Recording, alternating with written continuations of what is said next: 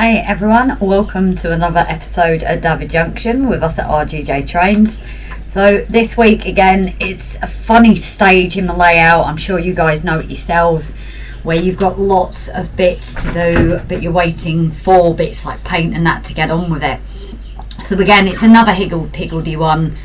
The live that would have been last night, again, is back in the layout, probably doing things like ballasting and that. But for this episode as well, I'm going to finish off the Metcalfe kit. It was something I mentioned on the live. It's a lot of repetitive bits now anyway.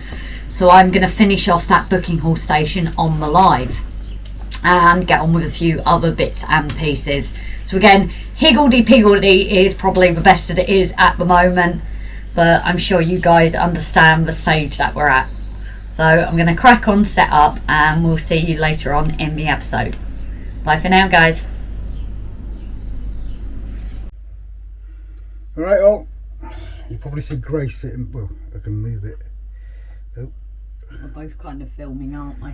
You're on extreme close up, Grace. This face. Yeah, that's true. I'd say only a father can love, but he'll pipe up and say no. Your father doesn't love your face.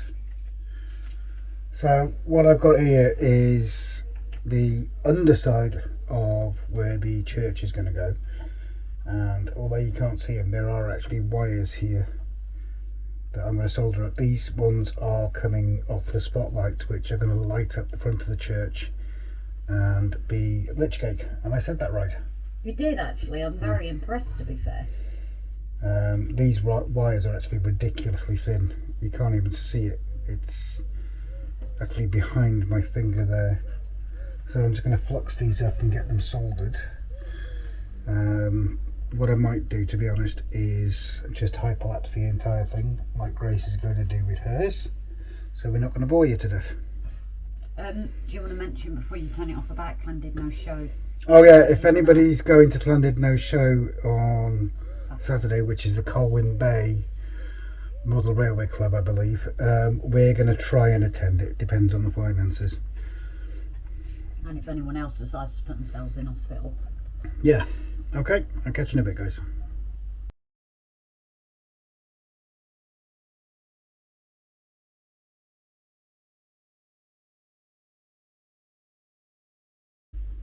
Right, so we've got the three negatives wired up at the front. Two from the lichgate, one is from the front of the church. And obviously we need to be able to connect these all together underneath the board, plus the wire that's coming from the church itself. So we're just using the wire that I bought, that I've actually managed to lose the box. There's the box of wire. You know you're doing what I do and using the royal we. So this is just a cheap box of very, very thin wires that I bought in various different colours. It's only going to handle 3 volts, so it's more than plenty. I'm trying to keep them colour coordinated, so I'm going to connect the front ones to the back ones. I've got to solder the back ones out first, but I'm just going to connect these front ones. I've already just pre-soldered the 2 wires that are going to connect to each other, so it's just a matter of having reasonably steady hands.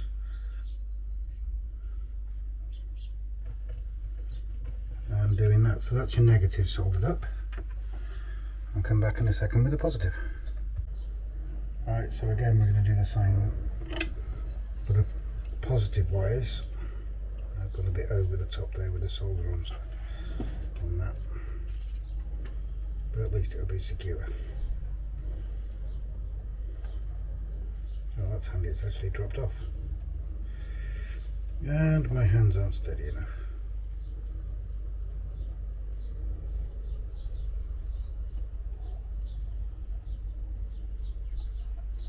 And there's the positive done for the front 3. Right, so the back 2 wires, which one, I think, well actually the back 2 I think are actually at either side of the church, aren't they, Grace, if I remember right? Yeah, you've got one either side. Got one either side and one in the front, haven't we? Yeah. So again, it's just a matter of, that was a little bit warm. Did you just touch it? Yep. So it's just a matter of soldering. The thing with these little spotlights as well, they aren't biphasic, so you have to make sure you get the positive and negative, even though there is no clue on the wires themselves, which is a major criticism of mine. So it's just a matter of attaching them to the electrical bus to figure out which is which. So I'm just going to bring these over here a bit. No, he's just pulled them out. Bear with me while I have a fiddle around here.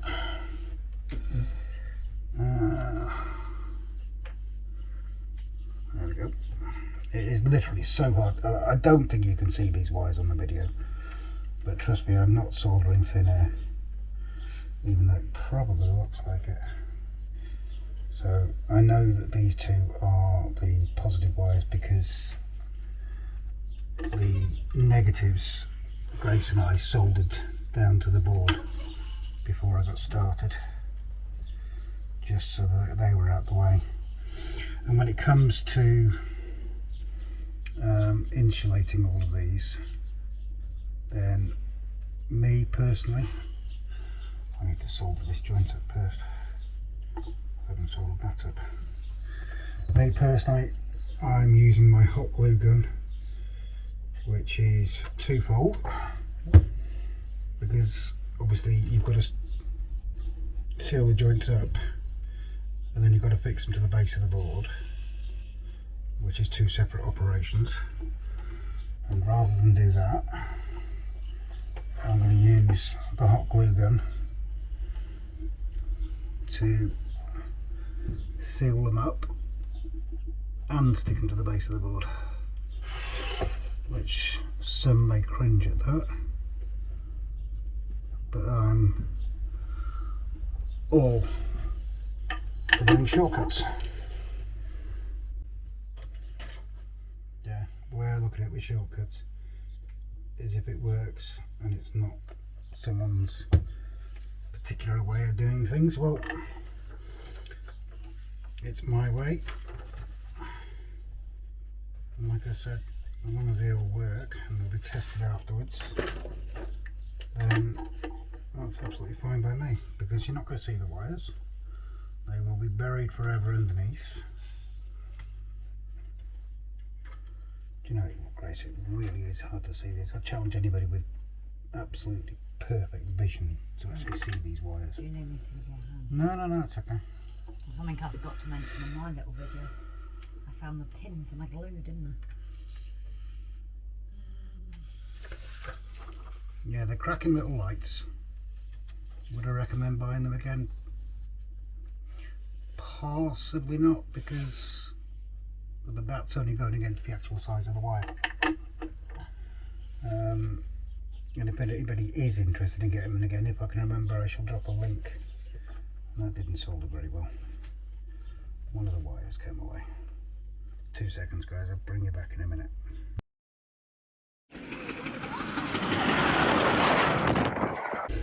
Right, so that's all 5 of the spotlights soldered up to each other with the positive and negatives. Yeah, the soldering is a little bit rough in places, but I challenge anyone to, unless they're 10 years old with perfect vision, to try and solder these up. Either that, or you guys are that used to it, you can do a better job. But heck, this is RGJ trains, and it wouldn't be us if it wasn't some sort of hitch in it.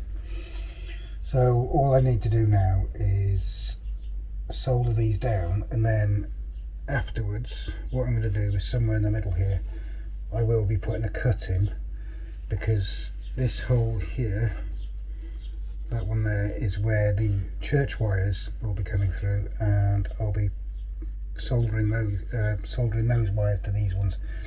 The only issue I have with that, obviously, I've had the luxury of being able to turn this upside down on a couple of polystyrene pieces. When I get the church on, it's going to be a bit more of a challenge, and I'll probably have to solder it standing on its side or something, but I think that will involve actually fixing the church in place. rather than just having it sitting free. The rest of the track is dead easy because the buildings will sit on the track on the board, and the wires will just drop straight through underneath. And I've got a 3-volt bus line running straight through the entire area. This is the most difficult bit, I think, personally, as someone who's never done anything like this before. So yeah, excuse me, I'll call mine at that. I'm going to carry on doing a bit of messing about with it, and as I said to you, and I'll zoom out a bit. You can see Grace busy there doing her time lapse with the Metcalfe station kit. And I'm missing everyone's help. Yeah. Okay guys, so I'll leave my bit there and Grace will crack on with hers. Thanks very much. Right, just a quick final one for you guys. We've got all the, what are they called? Spotlights, yeah, that's the word for it, in place. They're all wired up underneath, and they are now wired to the church. The only thing I need to do now is take the main wire running from them all the way down to the bus underneath the entire, what's the word I'm looking for, board. So yeah, hopefully I'll crack on with that. We're away for 3 days, so we'll catch up on Saturday and I'll get that wired up so you can see it. Take care guys. Hi all, so this bit is just trying to get the Metcalfe mainline station finished off. I'm going to do it as a time lapse, probably be a bit quicker than on my lives, but hopefully by the end of this it should all be built and finished.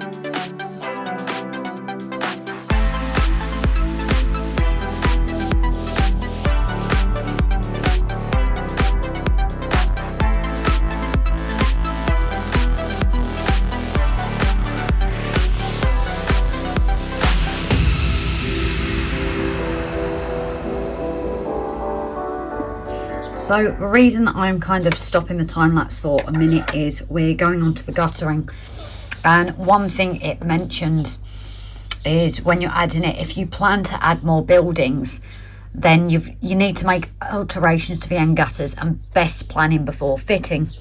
Reason for being, I'm assuming, is the roof's going to go over and it's going to make it extremely difficult to adjust after. So what I'm going to do here, we have one of our end pieces, and if you see, it sits in when it does,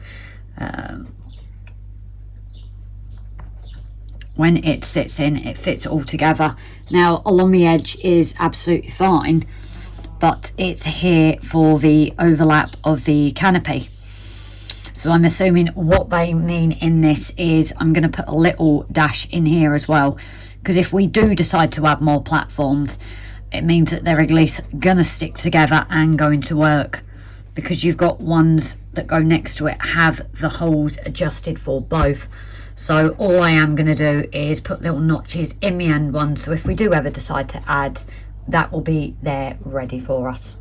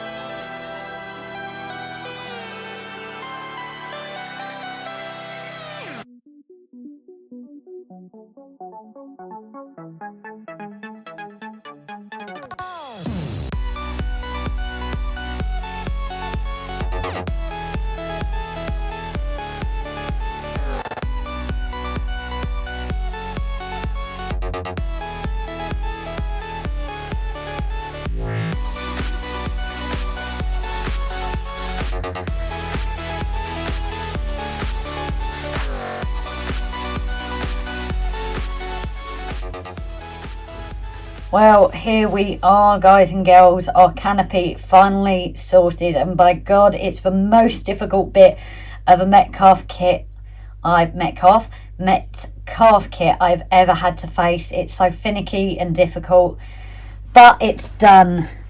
So we've got a few finicky little bits like the chimneys and the ridges that will need to go on. However, I'm gonna wait for them just because obviously it's going to be moved a few more times. Don't want it to get damaged. And the chimneys, the pots themselves, we're going to look at getting the 3D printed ones.